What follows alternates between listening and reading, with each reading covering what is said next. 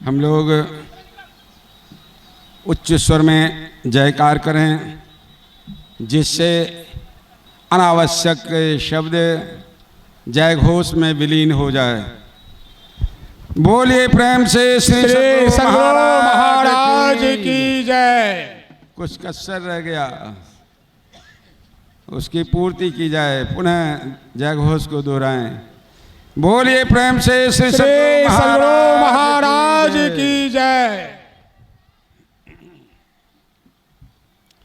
मंगल मूर्ति सद्गुरु मिलवे सर्वाधार, मंगलमय मंगल करण विनवो बारंबार।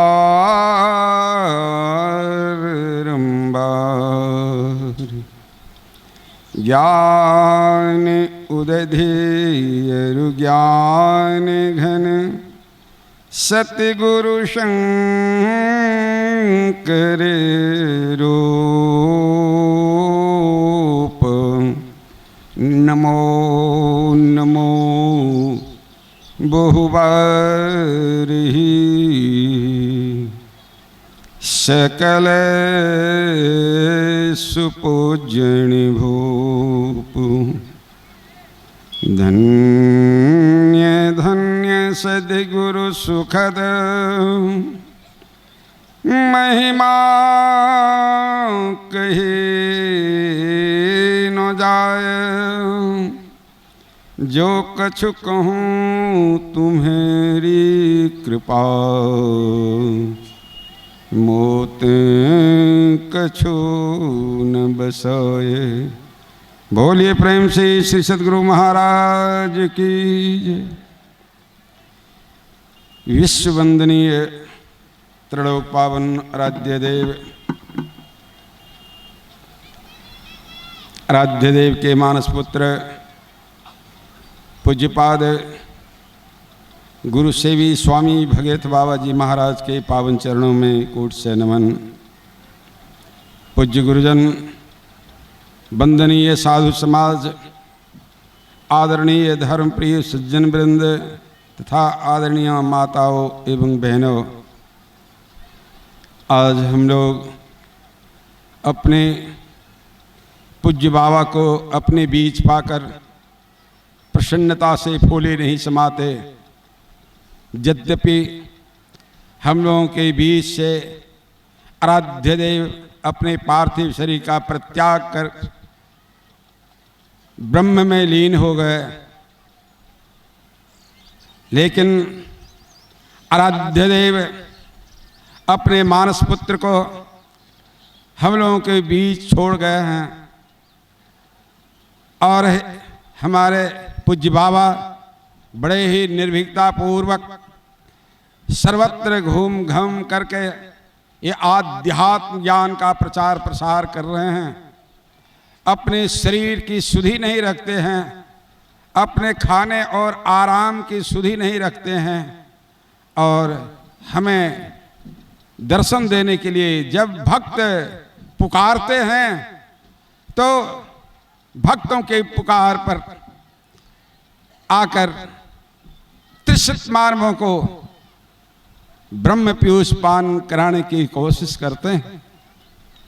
धन्य है इनका जीवन, और धन्य है हम आप सारे भक्तगण ये सारे काम काज को छोड़कर आप इस विषम से विषम परिस्थिति में भी आप सत्संग में उपस्थित होकर संतों की वाणियों को बड़ी श्रद्धा से सुन रहे हैं। श्रद्धावान लभ्यते ज्ञानम। भगवान श्री कृष्ण ने गीता में कहा, पद्य में अनुवाद है, श्रद्धा न जिनको पार्थ है, इस ज्ञान के संसार में मुझको न पाकर लौट आता मृत्यु में संसार में। धन्य है आप सारे नर नारी जो इतने विषम गर्मी में भी आप बैठ करके धैर्य पूर्वक श्रवण कर रहे हैं, ये साधारण बात नहीं है। गुरु में कितनी आस्था विश्वास है आपका। हम लोग तो उच्च आसन पर बैठे हुए हैं, लेकिन हमारे बीच जो भाई बंधु माँ बहनें हैं सट सट करके बैठे हुए हैं, लेकिन कितनी आस्था और विश्वास है इनके अंदर में। तो मैं गुरु महाराज से प्रार्थना करता हूं कि यही आस्था विश्वास आपको उच्च शिखर पर ले जाएगा। आज का जो प्रतिपाद्य विषय है, आपने सुना मानव तन की उपादेयता। हमें जो मनुष्य शरीर मिला हुआ है किस वास्ते मिला हुआ है? केवल कमाने और खाने के ही वास्ते यह मनुष्य शरीर नहीं मिला हुआ है, बल्कि इस शरीर से आप ऐसा काम कर जाएं जिससे कि आपका इहलोक और परलोक दोनों मंगलकर हो जाए। तो मर्यादा पुरुषोत्तम भगवान श्री राम ने देखा कि हमारी प्रजा जो है हमारे राजत्व काल में अमन चैन आराम से है, लेकिन यही सुख सुविधा सुख नहीं है, बल्कि इसके बाद का जो जीवन है वह भी जीवन सुखमय हो जाए। इसीलिए प्रजाओं को बुलाया। एक बार रघुनाथ बुलाए, गुरु द्विजपुर वासी सब आए। सब के सब आगे तो क्या खड़े रह गए, सबों को यथोचित स्थान दिया गया। बैठे गुरु मुनि और द्विज सज्जन, बोले बचन भगत भय भंजन। भक्तों के भय को भंजन करने वाले वचन मर्यादा पुरुषोत्तम श्री राम बोलते हैं। क्या कहा? सुनहु सकल पुरजन मम बानी, कहु न कछु ममता और आनी। हे पुरजन गुरुजन, मम बानी सुनहु, जो मैं कह रहा हूं वह ममता भाव से नहीं कह रहा हूं। नहीं अनीति नहीं कछु प्रभुताई, सुनहु करहु जे तुम ही सुहाए। सुनिए, लेकिन करने का जैसा करेंगे वैसा मिलेगा। अब भगवान श्री राम क्या कहते हैं? जो अनीति कछु भाखों भाई, तो मोहि बर जहूं भय बिसराई। कहीं अनीति की बात मुख से निकल जाए, भय छोड़ करके रोक दीजिएगा। भगवान मर्यादा पुरुषोत्तम क्या कहते हैं? सोई सेवक प्रियतम मम सोई, मम अनुशासन माने जोई। कौन मेरा प्रिय होगा? जो मेरा अनुशासन मानता है। अनुशासन ही मानव को महान बनाता है, अनुशासन ही देश को महान बनाता है। अभी कितना अनुशासित हैं हम लोग, एक बोल रहे हैं, सभी शांत भाव से सुन रहे हैं। यह अनुशासन का प्रतिफल। पिता के अनुशासन में पुत्र रहता है, पुत्र का विकास होता है। दाम्पत्य जीवन है, पति के अनुशासन में पत्नी रहती है, उसका विकास होता है। समाज का विकास, देश का विकास कैसे होगा? ये अनुशासन। इसलिए अनुशासन ही मानव को महान बनाता है। तो मम अनुशासन माने जोई। भगवान श्री राम क्या कहते हैं? बड़े भाग मानुष तन पावा, सुर दुर्लभ सब ग्रंथ ही गावा। बड़े भाग्य से मनुष्य शरीर मिला है। कहते हैं सुर नाम देवता को यह दुर्लभ है। देवता ललायत है मनुष्य शरीर के लिए हमें मिला हुआ। ये भगवान श्री राम ने कहा क्यों ललायत है मनुष्य शरीर के लिए देवता। मानव को आप देख रहे हैं कितनी बेविसाई, कितनी लाचारी है, क्या क्या चाहते हैं हो जाता है क्या, लेकिन देवता को मनवांछित फल की प्राप्ति होती है।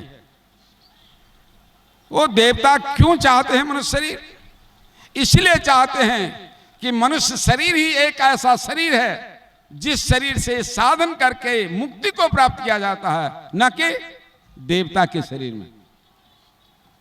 इसीलिए देवता ललायत हैं। कहा ब्रह्मा विष्णु महेश्वर कहिए इन सिर लागे काई, इनके भरोसे मत कोई रहिए इन्होंने मुक्ति पाई। ये भी मुक्त नहीं है। मानसकार मानस में वर्णन करते हैं जग पे खन तुम देखे निहारे,